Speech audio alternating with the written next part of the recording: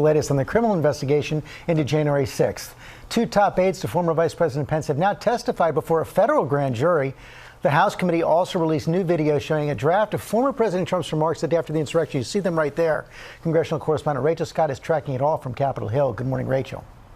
George, good morning. Lawmakers say they have new evidence of the words Donald Trump would not say after the January 6th insurrection. It comes as the Department of Justice is ramping up its own investigation, now hearing from the most significant witnesses yet.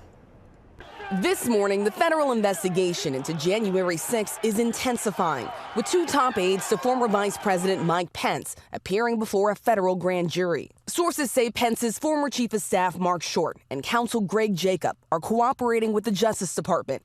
Short not mincing words about the dangers that day. If the mob had gotten closer to the vice president, I do think there would have been a massacre in the Capitol that day. Both have also spoken to the January 6th committee. Lawmakers now releasing this new video they say shows evidence the former president was reluctant to condemn his supporters who stormed the Capitol. Committee revealing this image of a draft of Trump's remarks on January 7th, the day after the insurrection.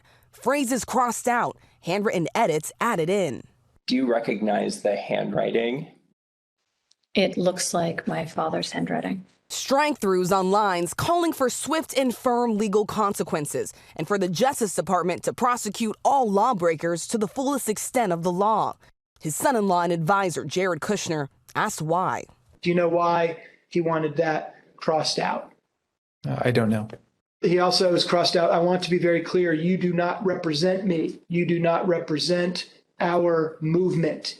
Do you know why he crossed that language out of the statement?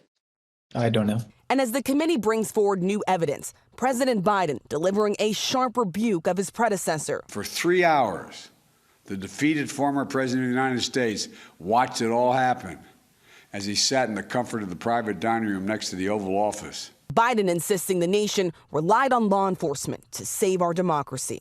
While he was doing that, brave law enforcement officers were subject to the medieval hell for 3 hours, dripping in blood, surrounded by carnage. Face to face with crazed mob that believed the lies of a defeated president. The police were heroes that day. Donald Trump lacked the courage to act. And Trump is expected to be in Washington today. For the first time since leaving office, he is scheduled to speak to a conservative group, and he won't be the only Republican in town. His own Vice President Mike Pence will be here as well, speaking to a separate group, the two pitching very different directions for the future of the Republican Party, George. And Rachel, there are also new developments in that investigation in Georgia into election interference.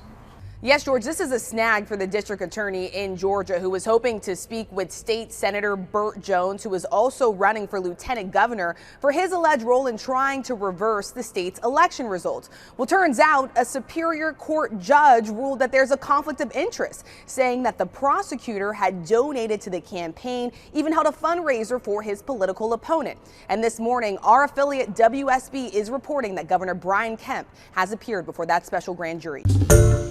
Hi, everyone. George Stephanopoulos here. Thanks for checking out the ABC News YouTube channel. If you'd like to get more videos, show highlights, and watch live event coverage, click on the right over here to subscribe to our channel. And don't forget to download the ABC News app for breaking news alerts. Thanks for watching.